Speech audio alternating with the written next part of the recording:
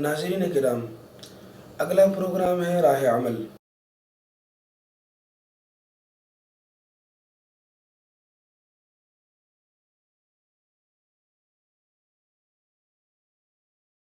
الحمد لله وكفى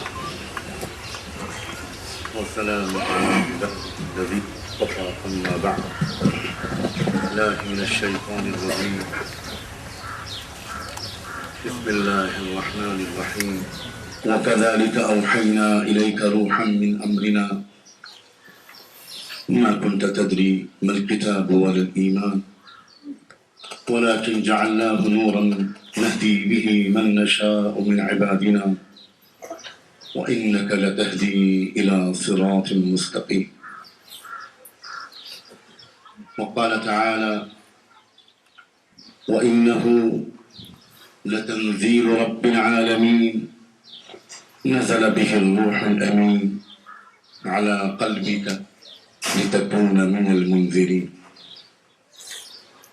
سبحان ربك رب العزة عما يصفون وسلام على المرسلين والحمد لله رب العالمين. اللهم صل على سيدنا محمد وعلى آل سيدنا محمد وبارك وسلم. اللهم صل على سيدنا محمد وعلى آل سيدنا محمد وبارك وسلم. اللهم صل على سيدنا محمد وعلى آل سيدنا محمد وبارك وسلم.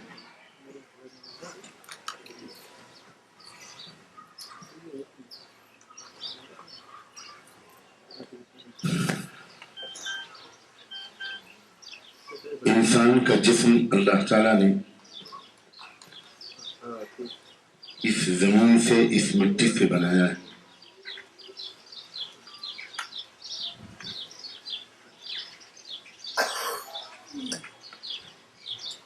اور اس جسم کے اندر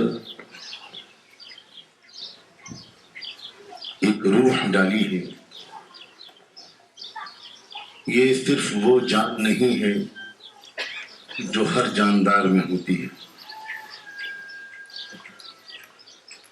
انسان کے اندر جو روح پڑی ہے، یہ روح کسی اور جاندار کے اندر نہیں ہے. عام جانوروں کے اندر بھی ایک جان ہے جس کو ہم کبھی کبھی روح کہہ دیتے ہیں.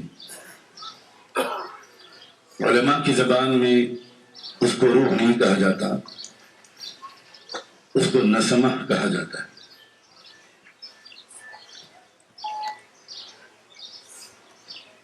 روح تو صرف وہ ہے جو اللہ نے ہم میں سے ہر ایک انسان کے اندر ڈالی.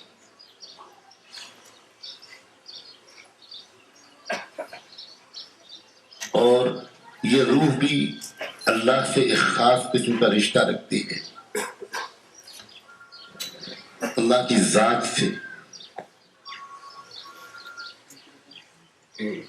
ایک ایسا رشتہ ہے جس کو اللہ تعالیٰ نے ایک جگہ پر قرآن مجید میں بیان فرما دیا اور بیان کر کے گزر گئے.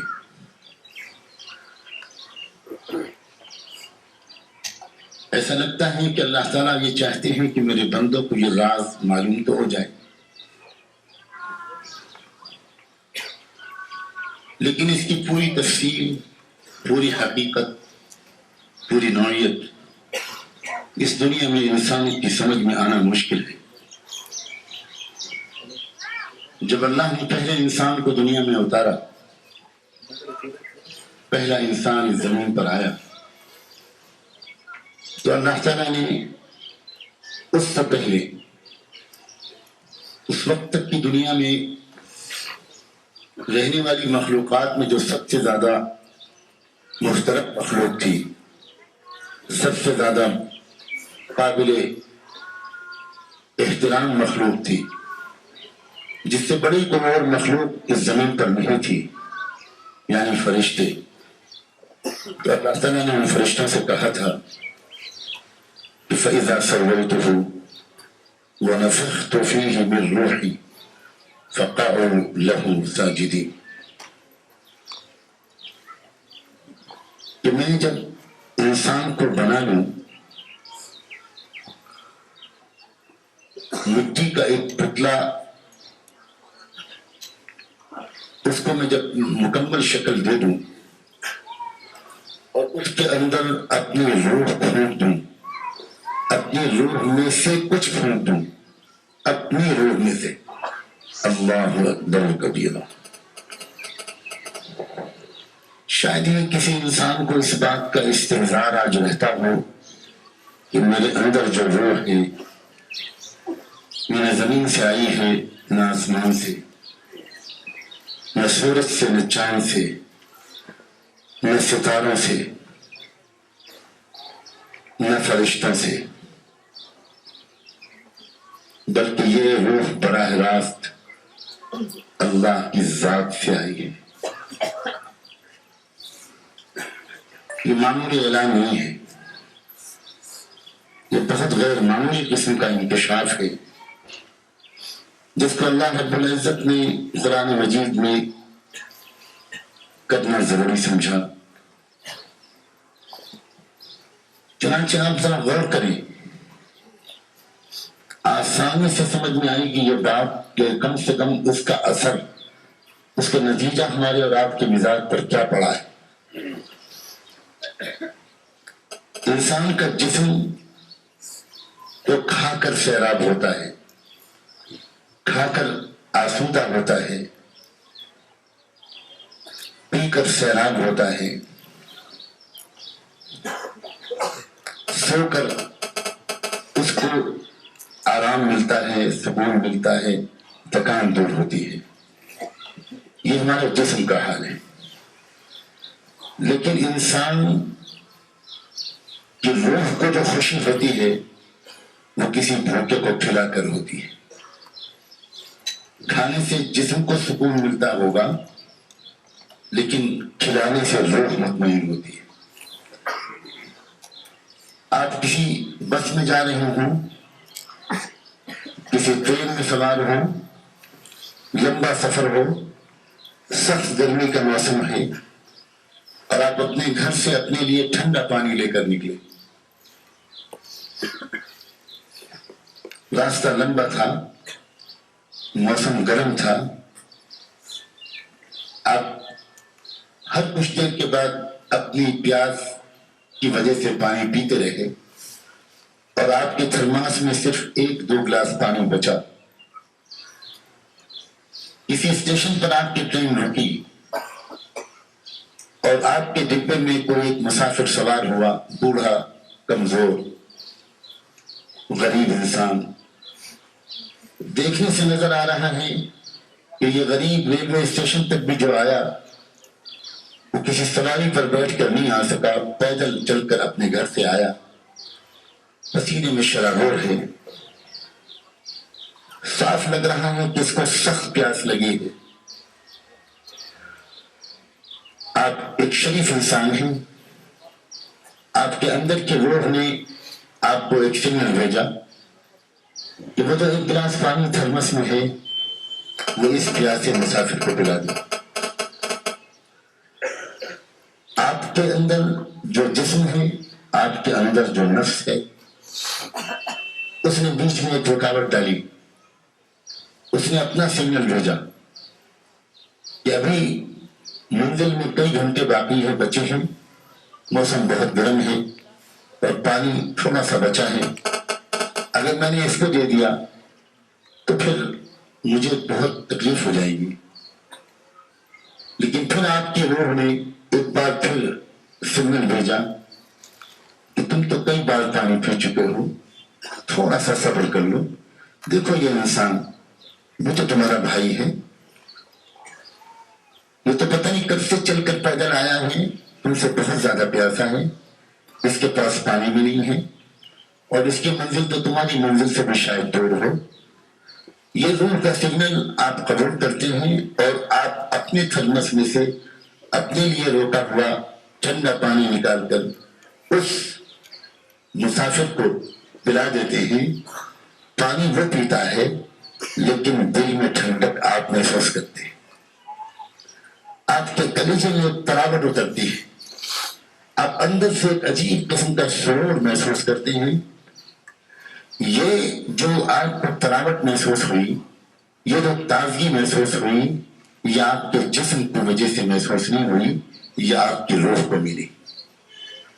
اور کیوں آپ کی روح نے دوسرے کو پلا کر خوشی محسوس کی؟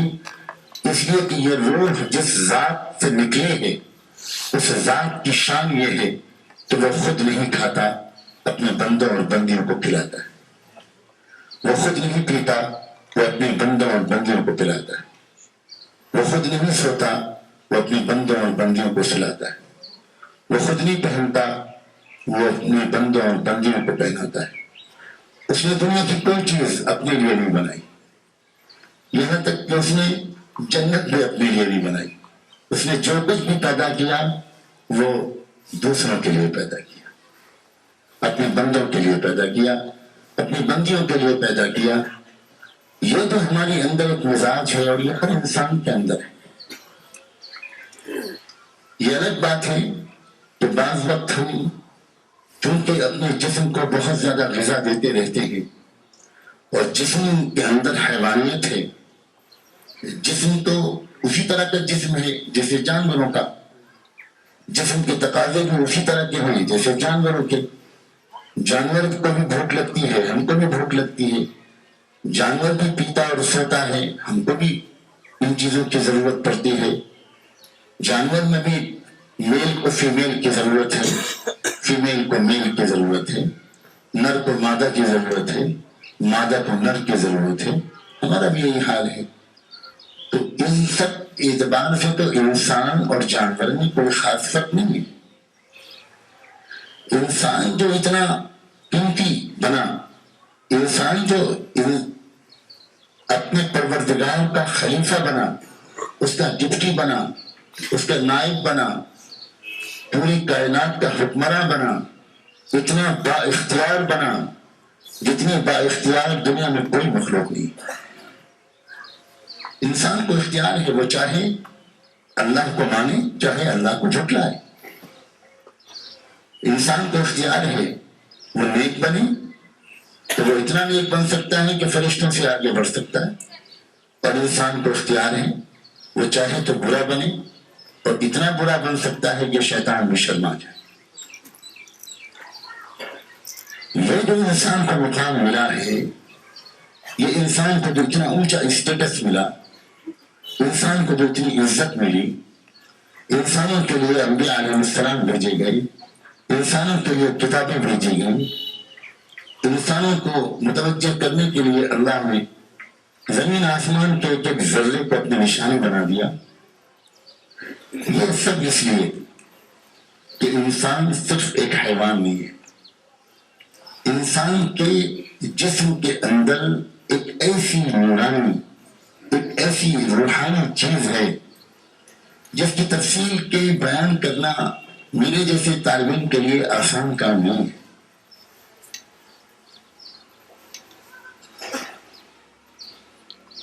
بہت نازک موضوع ہے یہ، اس کی ترجمانی کے لیے الفاظ کا تلاش کرنا یہ بہت مشکل کام ہے۔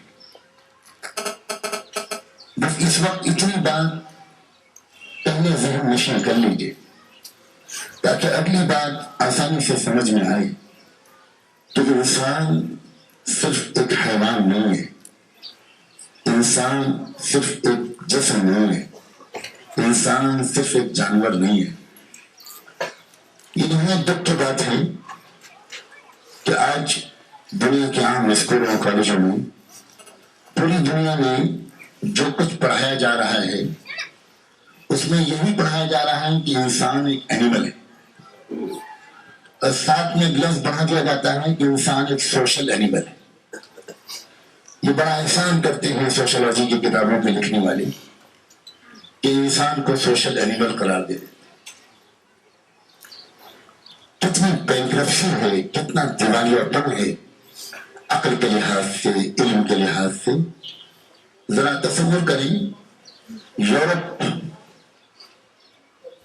انسان کو ایک جانور بتاتا ہے، ایک سماجی جانور بتاتا ہے، اور اسی انسان کے بارے میں انسانوں کے شفیع پروردگار رب العالمین نے قرآن میں یہ اعلان کیا ہے کہ یہ انسان میرا خلیفہ ہے۔ ذرا تصور کریں، کاش کہ دنیا میں کوئی عدالت ہوتی کہ جس میں انسان ڈیفیمیشن سوٹ فائل کر سکتا۔ دنیا کے قوانین میں ایک قانون ہوتا ہے کہ اگر آپ کسی کی توہین کریں، کسی کی انسلٹ کریں، تو آپ کو حق ہے کہ آپ under section such and such آپ عدالت میں دعویٰ کر سکتے ہیں کہ اس آدمی نے مجھ کو ڈیفیم کیا، اس آدمی نے میری توہین کی، اس آدمی نے میرے اوپر الزام لگایا۔ کاش کی دنیا میں کوئی ایسی عدالت قائم ہو کہ جس میں ہم انسان ان یورپ کے سائنسدانوں کے خلاف، ان یورپ کے سوشولوجی کی کتابوں کے لکھنے والوں کے خلاف، ان یورپ کے اناٹمی اور یورپ کے بایولوجی کی کتابوں کے لکھنے والوں کے خلاف ایک سوٹ فائل کر سکیں، ڈیفیمیشن۔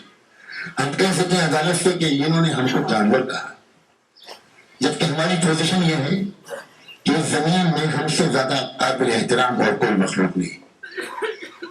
ہم اللہ کے نائب ہیں، ہم اللہ کے ڈپٹی ہیں، بلکہ ہمارے اندر اگر یہ تعبیر صحیح ہو اللہ کے وجود کا حصہ ہے۔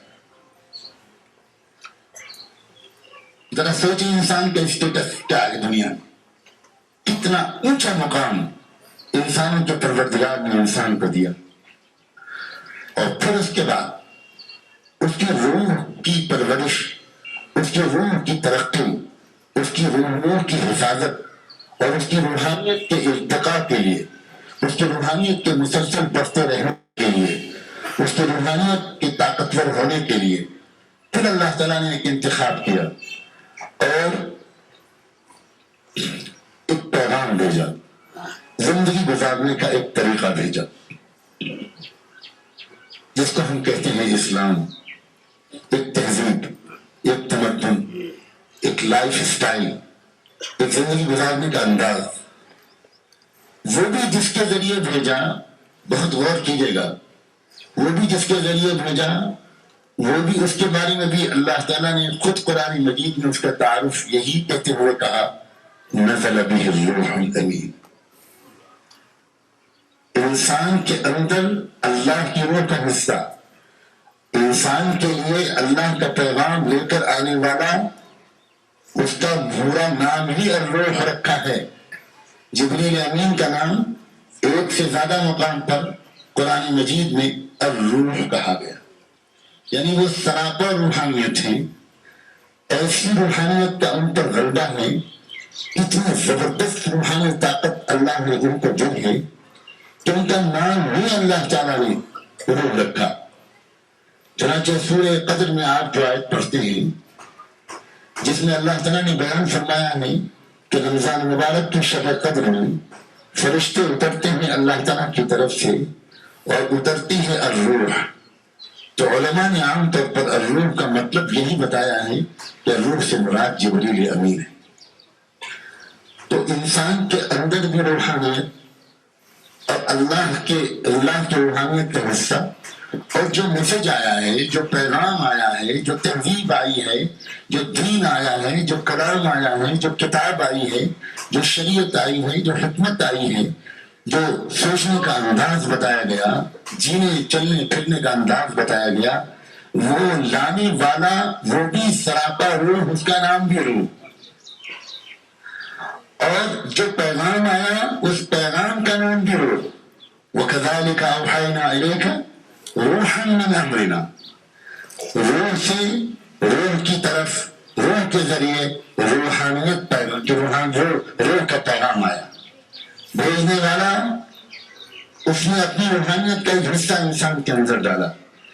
اس روح انسانیت کے اندر جو روح ہے اس کے پاس اپنا پیغام لے کر بھیجا، اس کو جو از اول تا آخر روح ہے، اور اس کے ذریعے جو پیغام دیا وہ پیغام بھی ایسا جس پیغام کا نام بھی اللہ تعالیٰ نے یہی کہا، یہ رکھا، وَكَذَلِكَ أَوْحَيْنَا إِلَيْكَ رُوحًا مِّنْ أَمْرِنَا، اور ہم نے وحی کے ذریعے اے میرے پیارے محبوب تم تک پہنچایا اپنی امر میں سے ایک روح کو، روحاً من امرنا. کیا اشارے ہیں. پوری بات کا خلاصہ یہ ہے، میں یہاں پر علمی گفتگو کرنے سبق سنانے تو نہیں بیٹھا. مجھے چاہیے کہ میں وہ انداز اختیار کروں کہ آپ سب میرے عزیز نوجوان، آپ سب لوگ، بہنیں، بچیاں، سب لوگ سمجھ سکیں کہ کیا منشا ہے. اسی لیے قرآن مجید کے خادموں کا ایک بہت بڑی ذمہ داری یہ ہوتی ہے کہ ایک طرف تو وہ قرآن کے اشاروں کو سمجھیں، اس کی گہرائیوں کو سمجھیں، اور پھر اس کو لوگوں تک جب پہنچائیں تو وہ آسان کر کے سمجھائیں. کلم الناس علی قدر عقولہم. اللہ تعالیٰ میرے لیے اس بات کو آسان فرمائے. سچی بات یہ ہے کہ اسلام سراپا، پورا کا پورا اسلام آیا بھی اس لیے ہے کہ میرا آپ کا دل، میری آپ کی روح پاک صاف رہے. پوری شریعت کا خلاصہ ہی ہے، پوری شریعت کا مقصد ہی ہے. پوری شریعت کے تمام احکام کا صرف ایک ہی نشانہ ہے، میری اور آپ کی روح. اللہ تعالیٰ صرف یہ چاہتے ہیں اس پوری شریعت کو بھیج کر کہ میرے بندوں، میری بندیوں، جسم میں نے تم کو ضرور سے دیا ہے، یہ مٹی سے ہوگا ہے، یہ مٹی میں واپس جائے گا، لیکن اصل انسان یہ جسم نہیں ہے. اصل انسان اس کے اندر وہ روح ہے جو میں نے اپنی ذات سے نکال کر اتاری ہے. یہ واپس آئے گی میرے پاس. ابھی تو واپس آئے تو خیال رکھنا، جیسی صاف ستھری روح میں نے تم کو دنیا میں دی تھی، ویسی ہی صاف ستھری روح لے کر میرے پاس واپس آنا. اس روح پر دھبے نہ لگے، یہ روح ناپاک نہ ہو، یہ روح گندی نہ ہو، اس روح میں کوئی بدبو نہ آ رہی ہو، اس روح پر کوئی کیچڑ نہ لگی ہوئی ہو. پاک صاف روح دے کر میں نے تم کو بھیجا تھا. پاک صاف روح لے کر تم میرے پاس واپس آؤ گے تو میں خود تمہارا استقبال کروں گا، فرشتے تمہارا استقبال کریں گے، جنتیں تمہارے لیے سجائی ہیں میں نے. بس یہ خیال رکھنا، جنت میں ناپاک روح نہیں جا پائے. ساری شریعت صرف اسی کام کے لیے.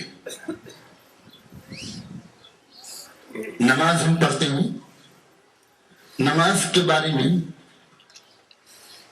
اللہ تعالیٰ نے ارشاد فرمایا، اقم الصلاۃ لذکری. خوب جی لگا کر نماز پڑھو تاکہ تمہارے دل میں میری یاد بیٹھ جائے. تو نماز کا جو مقصد ہے، نماز کا جو ٹارگٹ اور ہدف ہے، وہ بھی ہمارا دل اور ہماری روح ہے.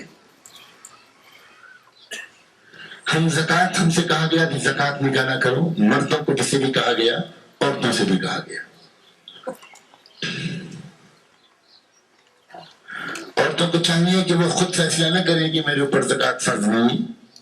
وہ حضرات علماء اور مفتیان کرام سے اپنے محرموں کے ذریعے تفصیلی طور پر پوچھیں کہ میرے پاس اتنا زیور ہے سونے کا، اتنا زیور ہے چاندی کا،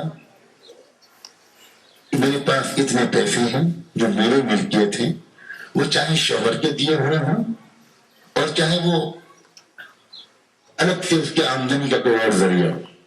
اسے چاہیے کہ وہ پوچھے کہ کیا میرے اوپر زکوٰۃ فرض ہے، اور اگر ہے تو کتنی ہے.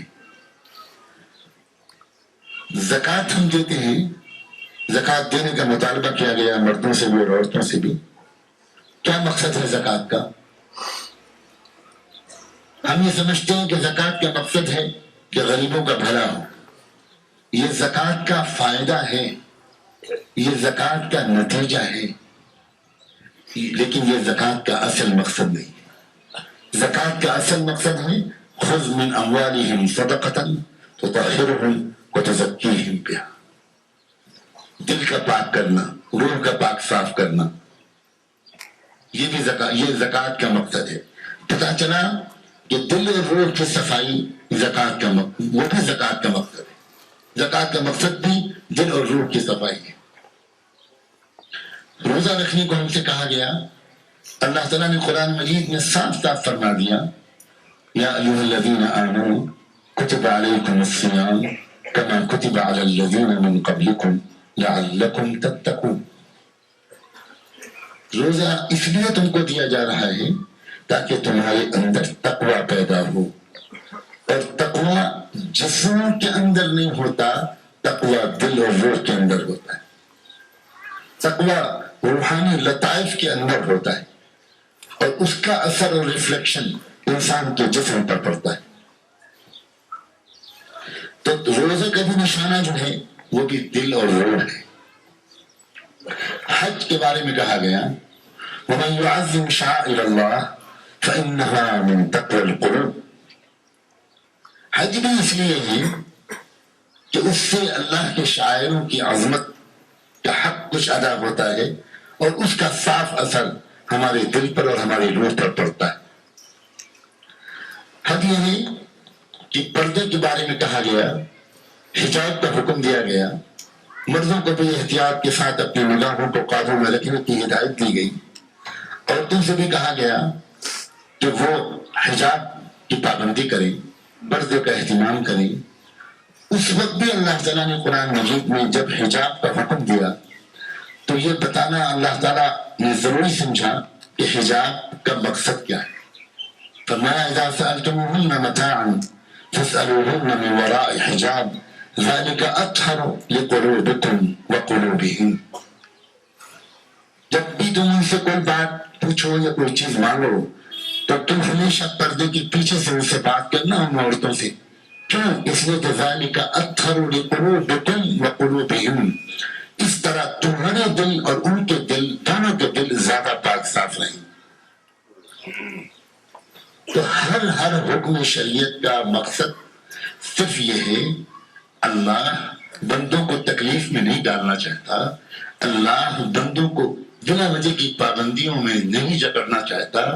अल्लाह को बंदों से प्यार है, अल्लाह बंदों का खैर खां है। अल्लाह ताला जानता है कि अगर ये मैंने हिदायतें न दी तो मेरे बंदे जाने अनजाने में अपनी रूह को गंदा कर लेंगे, और रूह की गंदगी के साथ ये दुनिया में तो जी सकते हैं, रूह की गंदगी के साथ मैं दुनिया में इनको खाना पीना देता रहूंगा, इनको मैं खूब दूंगा, मैं नहीं रोकूंगा। लेकिन ये जब जिस्म खत्म हो जाएगा और रूह ही रूह रहेगी तो उनकी तकलीफ का दौर शुरू होगा। फिर कोई दुनिया की ताकत इनको बचा नहीं सकती, इसलिए कि गंदी रूह का इस दुनिया से जाने के बाद तकलीफ का सिलसिला शुरू होता है। तो रूह ही रूह रह जाती है, और जितनी रूह भी पाक साफ होगी उतना ही अच्छी इंसान को मौत आएगी और आसान मौत आएगी, और मौत के बाद आने वाले हालात बेहतर होते चले जाएंगे।